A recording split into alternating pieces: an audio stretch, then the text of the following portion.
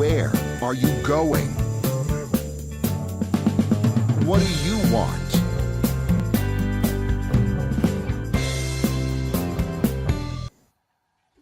Hello and welcome to Business Lessons from the Military. I'm your host, Kevin Bemmel, and I'm here every Tuesday at 10 a.m. Pacific time to talk about military history and military doctrine and the practices of military leaders from which we distill lessons that we can apply to our businesses and professional practices. So today I'm going to be talking about what businesses can learn from the military deployment or combat rotation cycle. And this is uh, this is a subject that's uh, near and dear to my heart. Isn't really the right way to describe it. I, it's one that impacts me a lot, I guess, is the best way to put it, because early in my Navy career, I was asked to get involved in a situation where a Marine had was put in the brig, which is Navy and Marine speak for jail, for having, in the eyes of the Marine Corps prosecutor, murdered his daughter. Now you can imagine what was going through my head when I first heard this. And I went up to see this Marine, and without getting into the whole story, uh, one of the things that I learned was he had done 3 back-to-back combat tours in Iraq and Afghanistan, with almost no what's called dwell time or downtime in between. And after the third one, instead of going back to the unit from which he had deployed, he was sent on to his new unit where the people didn't know him and didn't know what he was like. And the reality was he had a pretty severe case of post traumatic stress. He probably was in full blown PTSD, but the people in his new unit, since they didn't know him, didn't recognize it.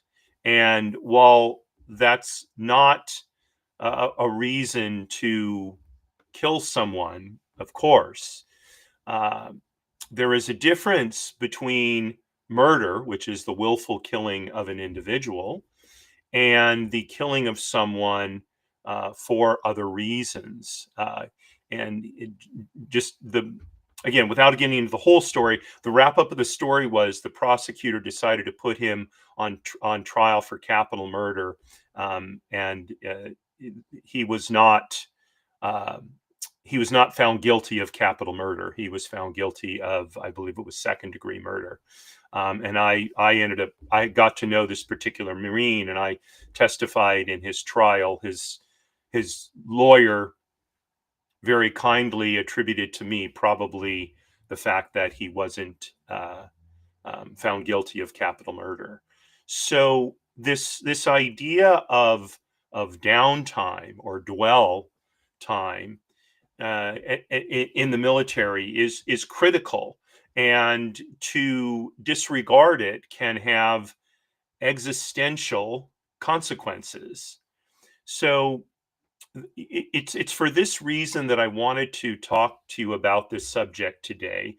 I wouldn't say that the stakes are as high here in the civilian business world, but certainly the kind of um, physical and mental stress that that to which we can become subject when we don't get time away from work can have pretty severe consequences for our health and for the well-being of our loved ones, our family and friends, etc. And so it's in that context that I present this to you today. You know, kind of heavy, a little bit heavier topic maybe than we sometimes deal with here on Business Lessons from the Military, but I think it's important to recognize them. So the unit rotation system in combat zones, there's several aspects of that I want to talk about first, and then I'll talk about, how do we translate this into the civilian business world. So generally speaking, each branch of the military has defined deployment cycles. Generally, uh, the units will cycle into theater in a 6 to 12 month period, depending on what they're doing and what the circumstances are. So, in theory, for example, when a ship deploys, that deployment is supposed to be 6 months long, because to be on a ship for that long is it's doable, but as it starts to extend beyond that, it becomes more and more difficult.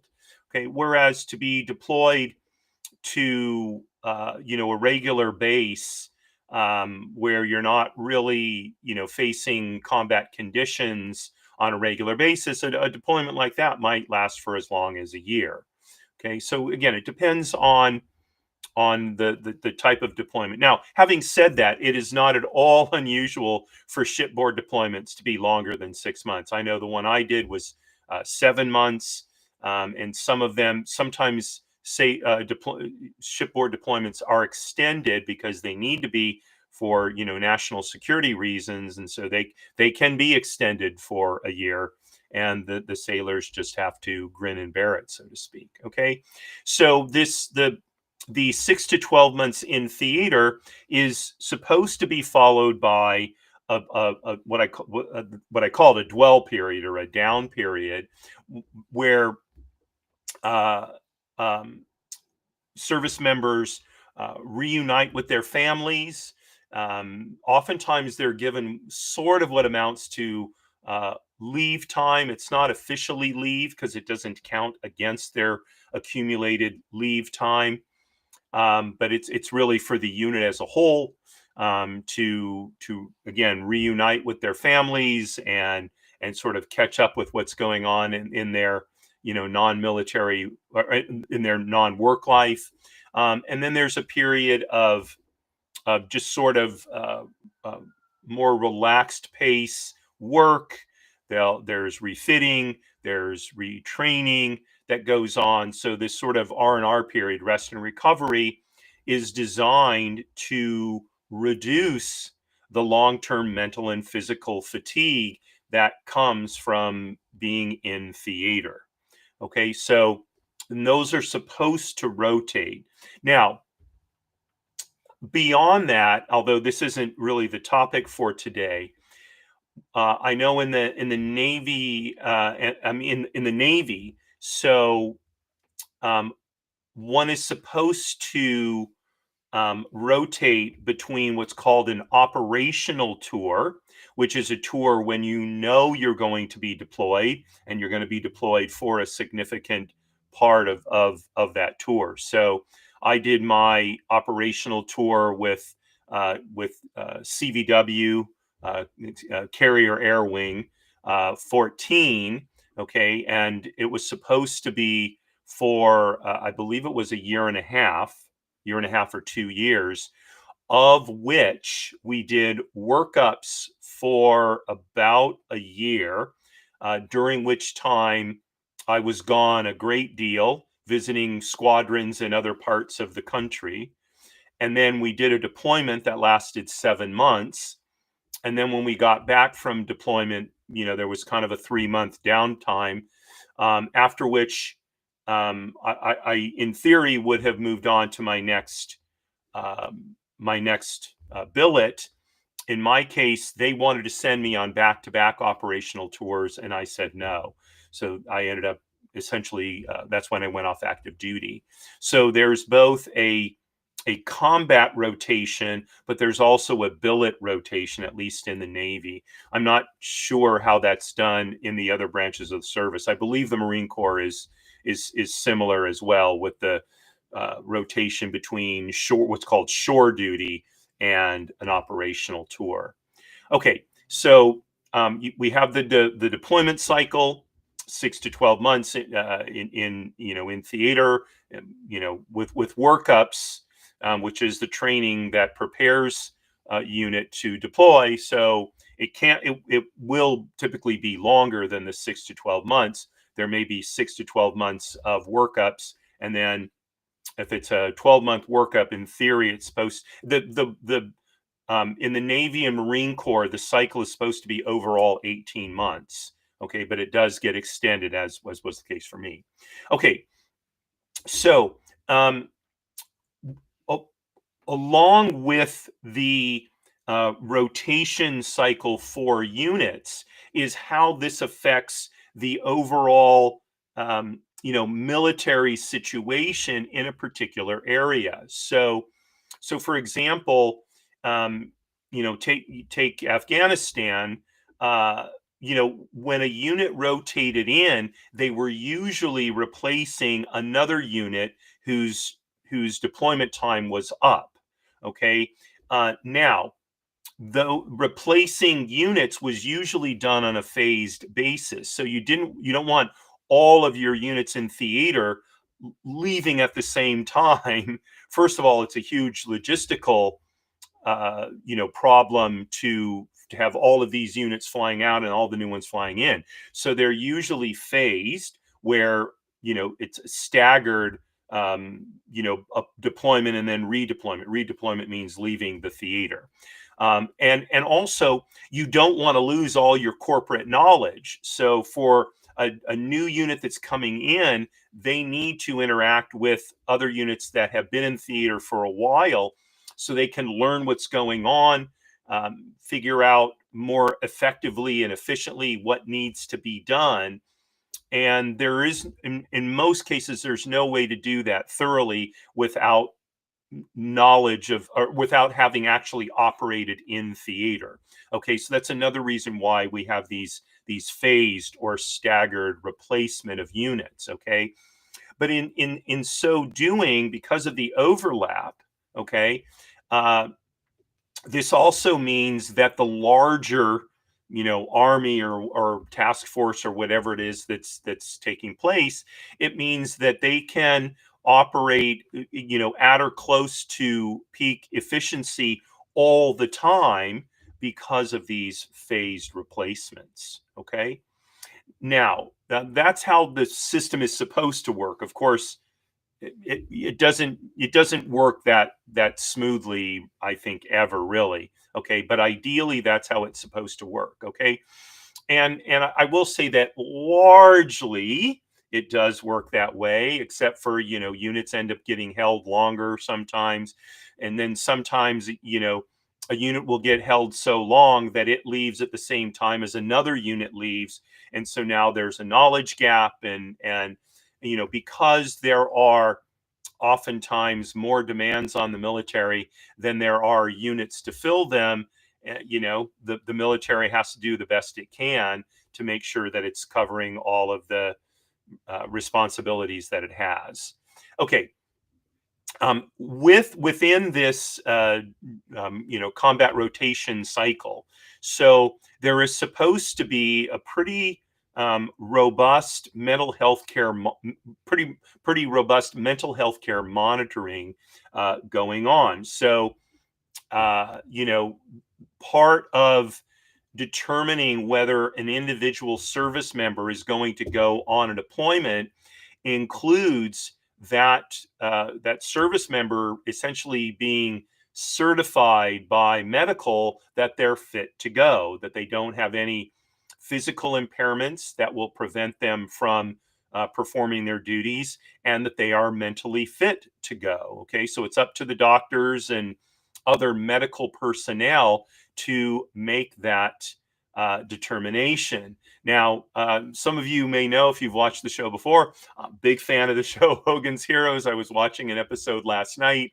where Colonel Klink, the commandant of the Luftstalag, that in which the show takes place, is suckered into sort of being voluntold to take on a combat position.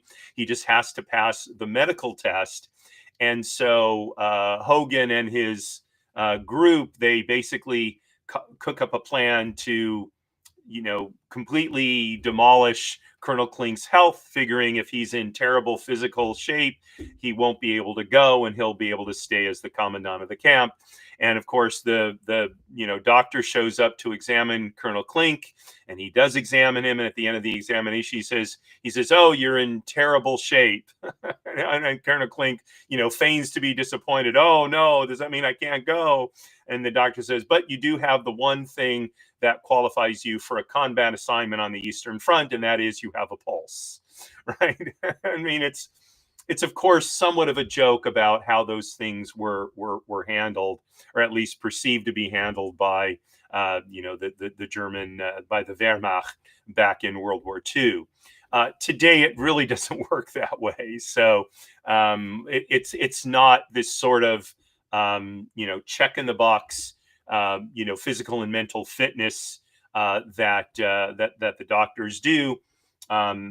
There are typically at least a small percentage of members of a unit that don't go on deployment because the doctors, or I shouldn't say the doctors, I should be saying the medical people determine that they're not fit to go. And I will say that, look, they're not perfect, so sometimes they make mistakes. On my deployment, we had a situation where one of the senior enlisted people who was cleared to go, we got on board the ship, and we're about a month into our deployment, maybe a little bit less than that. And it was clear, because of what was going on back home, that he was not mentally unfit. Sounds harsher than I mean it, but it's just his head was not in his work. And when you're flying, jet aircraft off the deck of an aircraft carrier, the level of family distractions with which he had to deal, really, it caused me to go to our commanding officer and say, "Sir, you need to send this sailor home." He's done honorable service. At that point, I think it was for something like 25 years. You can't ask him to sacrifice his family at this point. And this was not at all favorably received by the officer in charge of his department. But my commanding officer agreed with my assessment. And the fact of the matter is, we got through the deployment. We got through it fine. And as far as I know, he was able to, hold his family together and do what he needed to do. So these assessments are very important. They're not always made accurately. And when they're not, accommodations have to be made. And so the physical and mental health monitoring, which is part of the workups to a deployment, should be taking place. And it is, again, an important part of this whole cycle of events. Okay. So sometimes a unit will be doing its workups, preparing to deploy, and for various reasons, a particularly crucial member of that unit can't go, and without someone in that job, the unit is not going to be able to fulfill its mission. Okay, and when that happens, what they'll do is they'll look to another unit to augment theirs. So they'll, if it's an air and like a fighter squadron, and their, let's say, their maintenance chief, excuse me, is, has some physical things going on. He's not going to be able to be, on an aircraft carrier and operate effectively. So what the squadron that's working up for deployment may do is trade their maintenance chief with the maintenance chief from another squadron who will be able to deploy. So they'll augment their unit. In this case, it's not really an augment because they're not adding to. It's really more of a trade, if you will, for personnel that is are ready to and able to deploy, for personnel who are not. Now, in other cases, because of the mission, they just may need more people, and so they may augment the unit in order that it can take care of what it needs to do on deployment. And in that case, the actual number of people in the unit deploying is increased. But typically, it's the same kind of process. They'll borrow people from another squadron. I'm using an airplane squadron just because that's what I'm most familiar with. But these things can happen in any type of unit, whether it's a Marine Corps infantry, whether it's an Army artillery unit. I mean, it doesn't matter. In that sense, all the service branches work the same. Okay, so I talked about the rotation cycle, some of the issues that are important in the working up to the deployment itself. Now, once the deployment has been completed, so there are certain things that take place. Sometimes before the unit actually leaves the theater and is redeployed home.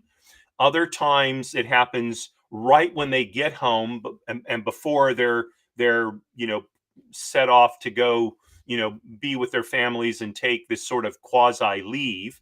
And other times it'll be after the family reunion time is over, and now they're moving through their dwell period. So typically while they're still in theater, but they've been deactivated. So typically, I should have mentioned this before. Typically, there'll be some crossover time when the unit that is being replaced is still there, and the unit that's replacing them is now in theater, and they're there at the same time, so they can do kind of a handover, if you will, and they can firsthand tell the incoming unit with what they've been dealing and how they've been handling things, et cetera, et cetera. So there's a turnover period, if you will. Okay, so while the new unit is taking over, okay, and the unit going home is still in theater, that unit going home will oftentimes do what we used to call in the Navy and the Marine Corps a hot wash. So this is sort of an after action report that is done as soon as the action is over. Now, this is done both for, let's say there was some sort of small unit action by a Marine Corps. Maybe it was a Marine Corps smaller than a company platoon. So let's say a Marine Corps platoon does some kind of action. So typically, as soon as they conclude that action, they will do a hot wash. Okay, so that it's fresh in their minds, and and they sort of just get it all out, get it on paper, so to speak, and then they they go do what they need to do, and then there are other after action reports that happen. So kind of in a similar vein, typically before they leave theater, the unit will do sort of a right after action report, if you will. Okay, and they'll lessons learned is another. That's what we used to call it, more sort of what do we take from this deployment that can be passed on to other units in order to be more effective. Okay, so then the unit is deployed home.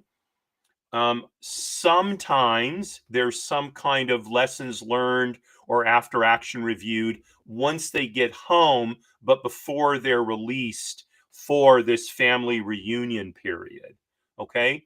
And then once they come back from the family reunion period, then there's a more extensive and detailed lessons learned process that the unit goes through in preparation for training that will prepare them so that they can be more effective in their next deployment. So these lessons learned are incorporated into future training and operations, and it's a process of continual improvement. Okay, so that's one part of the post deployment part of the cycle. Okay, and then I mentioned already there are downtime mandates.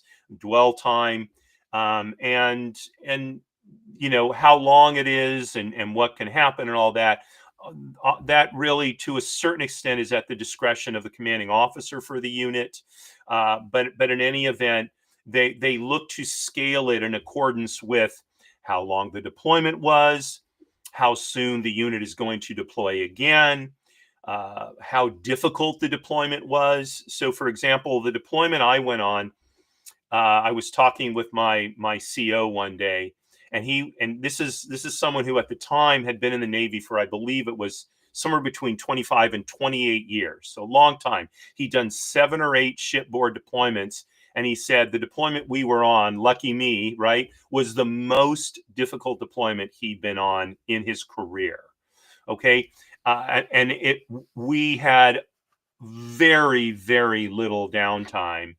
I mean, in very few port calls during our deployment. Okay, we had one, two, three.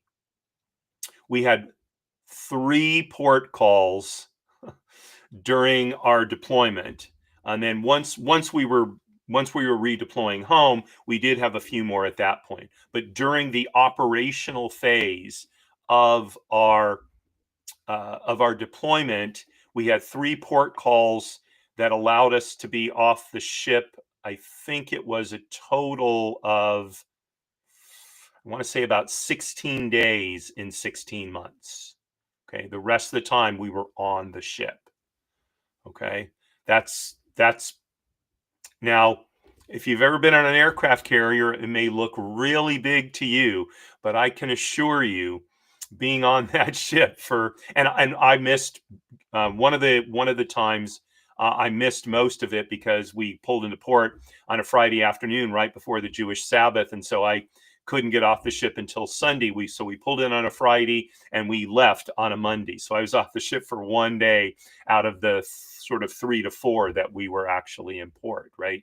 So, and there were other people like me who, for various reasons, because they had the duty or whatever, couldn't get off the ship. So, the dwell time then is scaled in accordance with the length of the deployment, the difficulty of the deployment, what happened. Ours was a particularly difficult deployment as well because we did humanitarian assistance after the tsunami in 2011.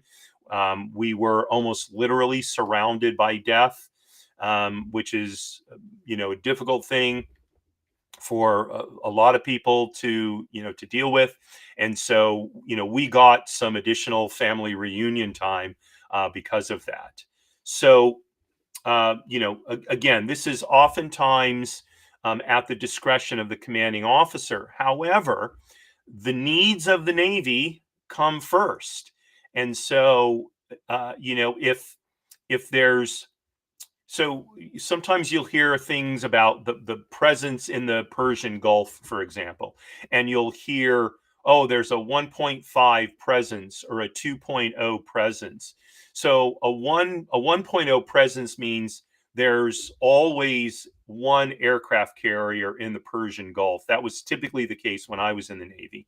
But at various times, presence was up to 1.5, which meant that there were 2 ships overlapping for part of each of their deployment times. So one ship would be there sort of half the time, and 2 ships would be there half the time. Okay, and a 2.0 presence is obviously 2 ships are there the whole time. So when the orders come to up the presence, that oftentimes means a shortening of dwell time. So the commanding officer of the ship, or in my case, an air wing, might have had the best of intentions of giving, his people, sufficient or a long family reunion period, long dwell period, and Big Navy might call them up and say, "Hey, I know you just got back.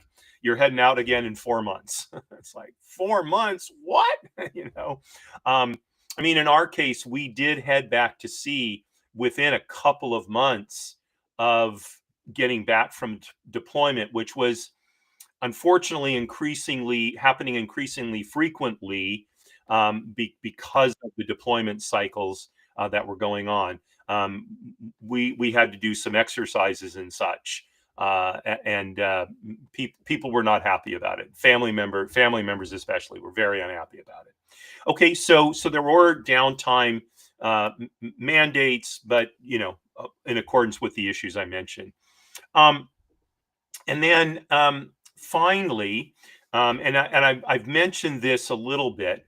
These various factors, they're not set in stone. So missions change, the needs of the nation and the Navy change. And so what can be a very well laid out plan can get altered. That was the case for my deployment. So uh, we got to San Diego, I believe it was in a February, and we were supposed to be doing just a traditional what's called Westpac, which is a Western Pacific deployment. Uh, we didn't have anything in particular to do except for participating in an exercise called, I think it was Full Eagle with the South Korean Navy. And then we'd be the ship in the Persian Gulf for a while, and then come home. And then the earthquake and tsunami hit in Japan, and we were off to do humanitarian assistance. We ended up not uh, going to Full Eagle because we were still helping Japan out. And then everything from there was on a somewhat of an ad hoc basis while the Navy rejiggered deployment schedules. So that is the somewhat chaotic nature of military life, and it is to be expected. Okay, so with that as the background, let's take a sponsor break, and then we'll talk about some lessons learned. America is a maritime nation. Our freedom and security depend on strong sea services. The Beverly Hills Council of the Navy League stands with our Navy, Marine Corps, Coast Guard, and Merchant Marine through community support, education, and advocacy. For over 120 years, Americans of all walks of life have heeded our call. No prior military service is required to join our mission. The Beverly Hills Council of the Navy League of the United States. Help us support those who serve at sea. Visit NavyLeague.org.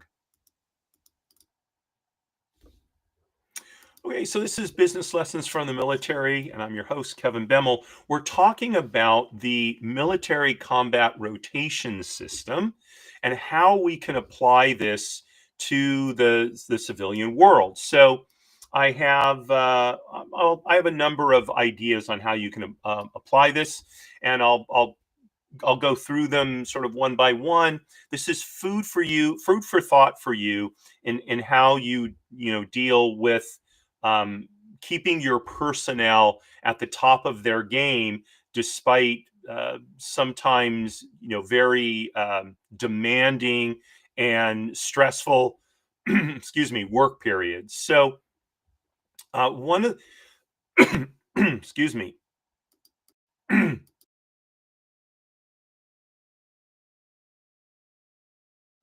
Okay, so one of the most obvious applications is to introduce scheduled downtime into the schedule of how you into the sort of larger schedule, the annual schedule or the multi-year schedule that you have for your company. So if routinely, for example, roll out new products or services. So typically there's a lot more work, a lot more stress in the period leading up to the rollout of the product or service. And then during the actual rollout, right?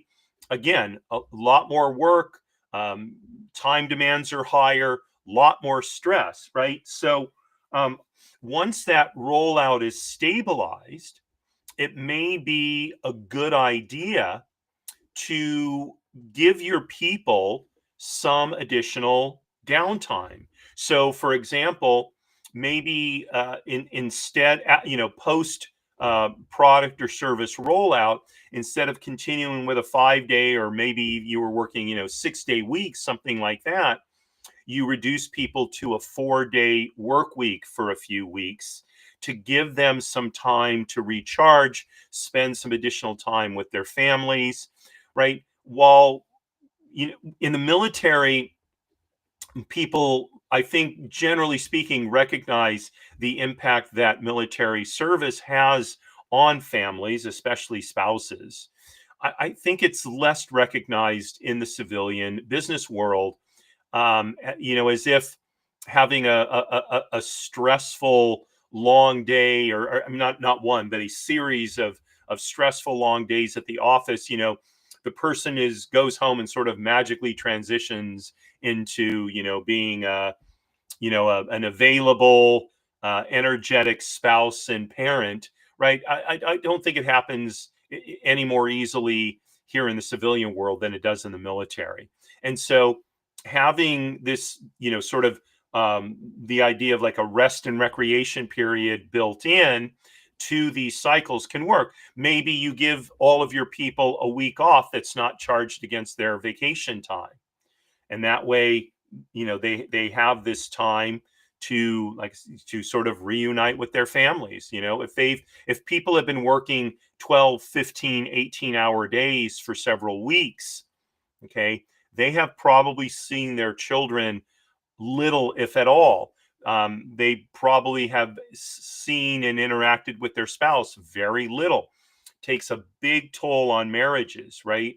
And there's nothing like an employee going through a divorce to distract that employee from doing well for your organization. Okay, so one idea is to introduce some scheduled downtime as part of your overall planning cycle for your business.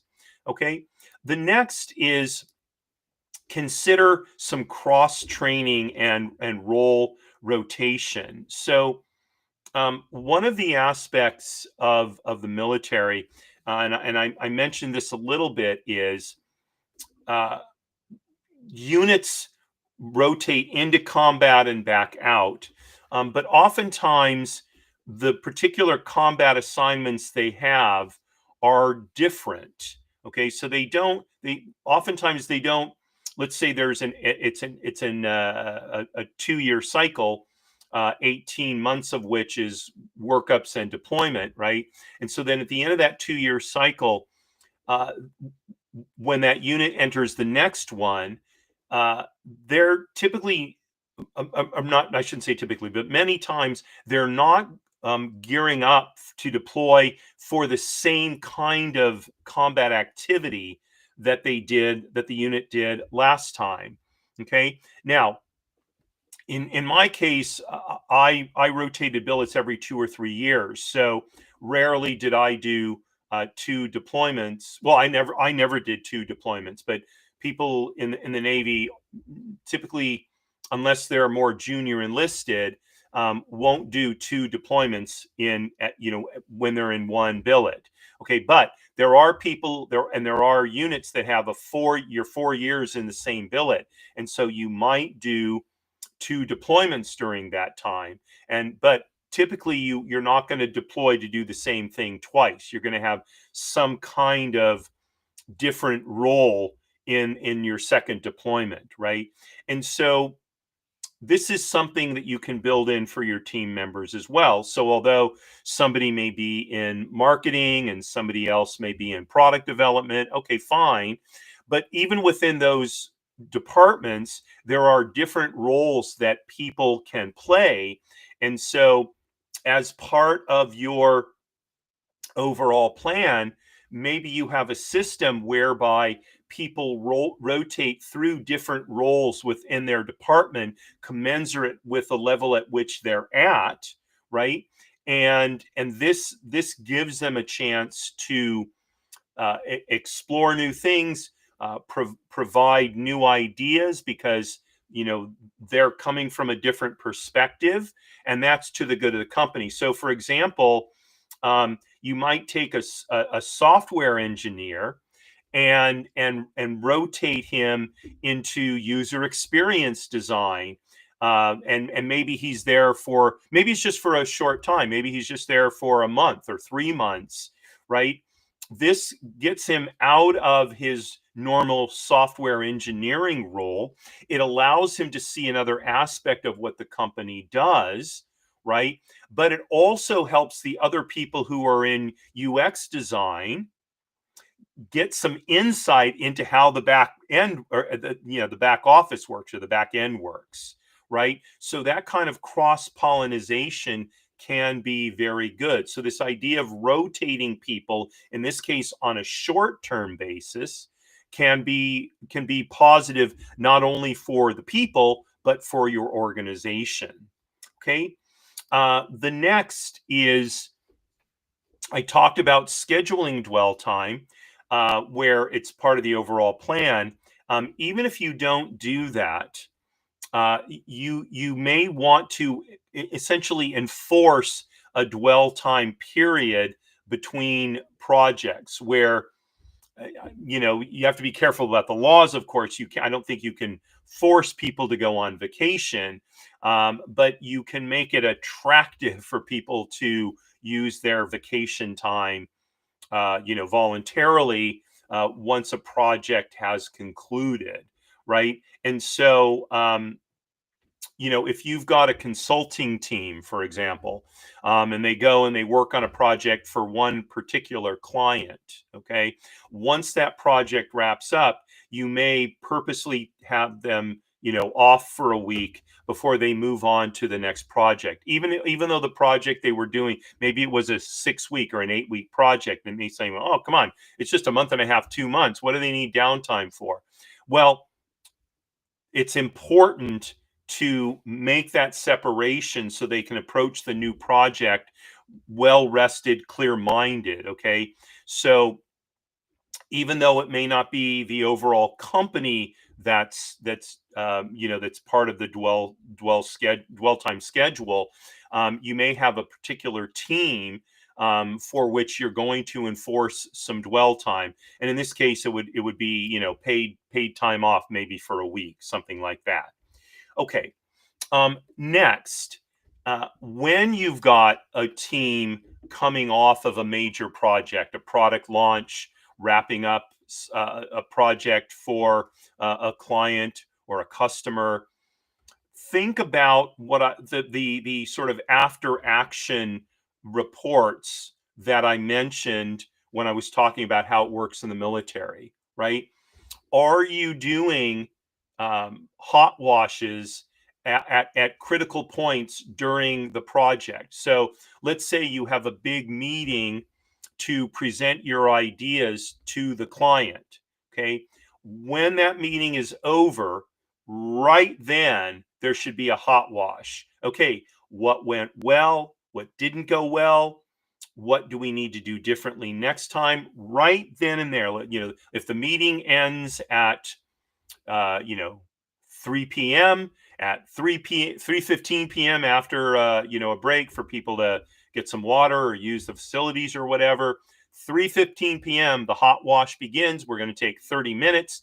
We're just going to get all this out, okay, in its raw form, and then tomorrow or over the coming few days we'll digest it and actually apply it. Okay, that's one way to use the after action report, the after action, reporting, in your business. Another way is when a team wraps up a project or when a project launch is completed or a service launch is completed. So take the time to do an after action review period, looking back over the whole process. This would be in addition to hot washes after specific events during the overall launch or the overall project, right? So take that longer view. Let's say the project with the client took 3 months, or the project launch, there was 3 months leading up to it. The product was launched, and there was a 3-month period after the launch that was actually performing the product launch and the aftermath. So you've got a 6-month period to review. Do that after action report review, and gather that data, and then people can they can go on their dwell time And when they come back, they can start breaking that information down and now doing the longer term after action work of, sorting the lessons, validating them, working them into the plan for the next product or service launch or the next project. Okay. So embed a multifaceted lessons learned process into your overall, planning. Okay. Um, Next, um,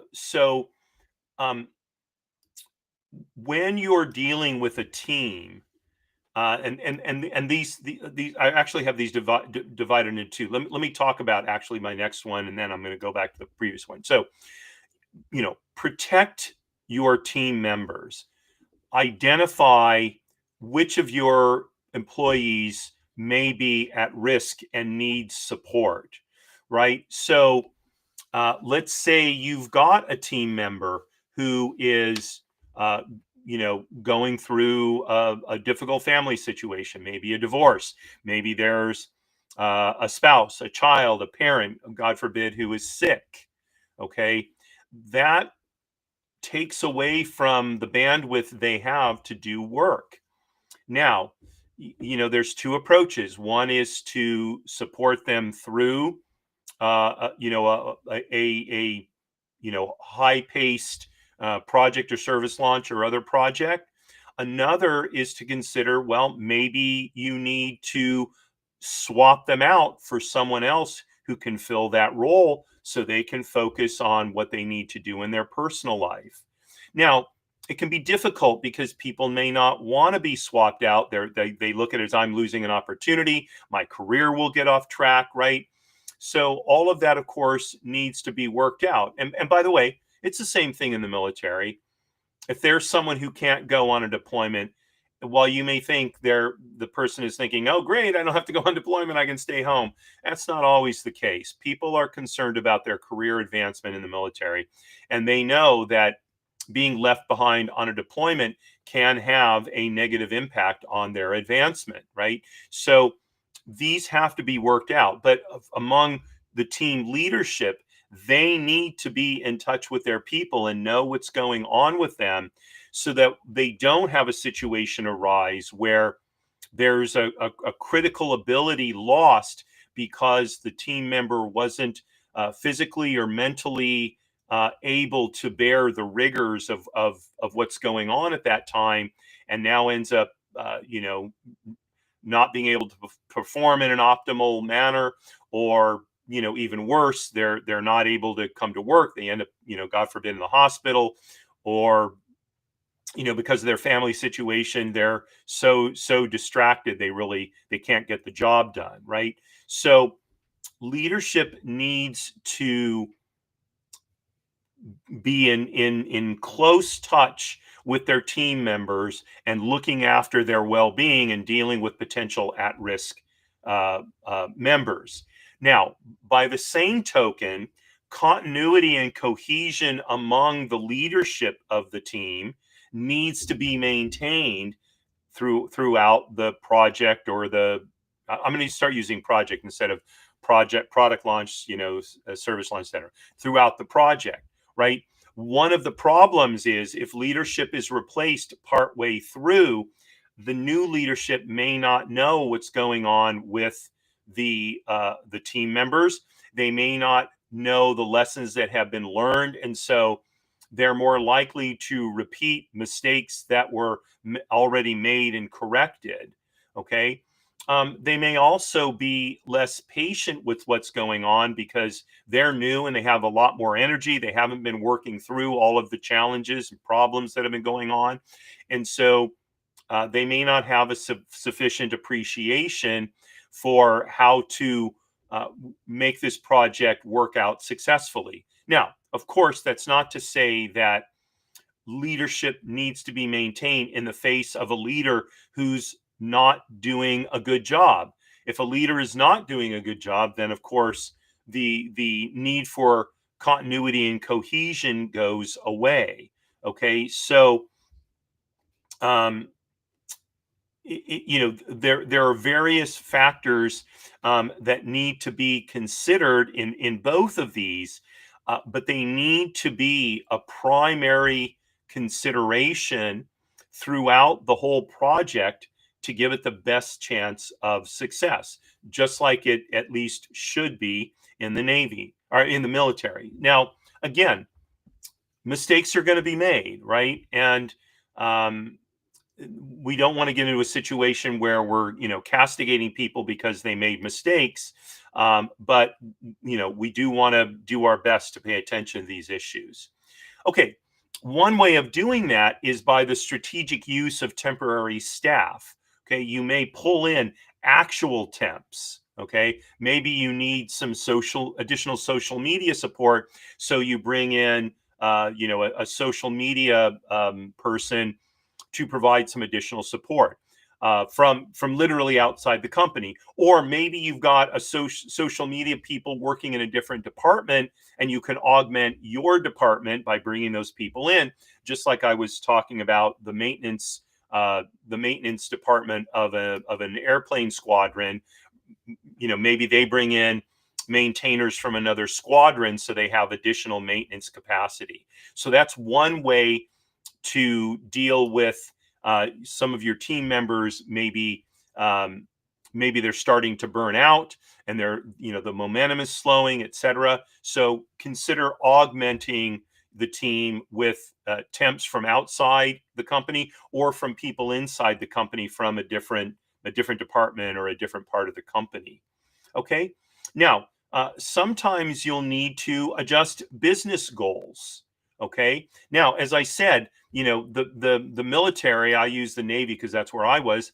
We were always subject to the needs of the country and the needs of the Navy. So sometimes that meant we thought we were going to do one thing and we ended up doing another. Right. So that may happen in a business as well. The goals of the business may need to be adjusted based on emerging priorities, and if that's the case, then whatever schedule you have set will need to be adjusted. But it needs to be adjusted in view of the overall cycle for your business as much as possible, right? Just like in the Navy, if a deployment gets extended, then once people get home, they typically would get more family reunion time. There'd be some additional dwell time, again, in theory, right? And so these are the kind of situations, kind of issues, I should say, that you want to consider if you have to change priorities in your organization that require maybe some additional high times of longer hours and greater stress from your people. Okay, so these are some of the ways that you can apply the combat rotation cycle or the deployment cycle to your businesses. And I'd be interested to hear your thoughts. All my social media links will be in the show notes when the episode posts on YouTube. So love to hear from you. And if you have any other questions, comments, again, please share them. So that's the show for today. And thank you so much for joining me, especially my live viewers. Tomorrow at 10 a.m. Pacific time is my show, People Making Money. I'm going to be talking about Cal Newport's really wonderful book called Deep Work. In these times of large language models, I think Cal Newport's ideas are perhaps even more vital than when he wrote the book, which is now, I think, about, I want to say, it's a number of years ago now. I want to say maybe about 8 years ago, something like that. I think it was written in 2017. So if you are concerned about how AI may impact your business or professional life, this will be a great show for you to watch. And if you know of someone with those concerns, again, do them a favor and me a favor. I would appreciate it. Tell them about the show, and we'll, hopefully they'll learn something good that'll help them with this challenge. Okay. And then on Thursday at 5 p.m. Pacific time is my show, Jiggers' Place. We're going to have a cocktail and talk about one of my favorite things, which is film noir. And this is the movie genre of private eyes and tough cops and femme fatale. Oftentimes, almost always, I should say, shot in black and white, with against the gritty backdrop of the city. So I hope you'll join me for a cocktail and a schmooze as we head into the end of the week. And then next week on Monday at 10 a.m. Pacific time is my show, Trust and Estates Weekly. And then, of course, a week from today, I'll be back with the next edition of Business Lessons from the Military. So thanks again for joining me. Wishing you a wonderful rest of the day.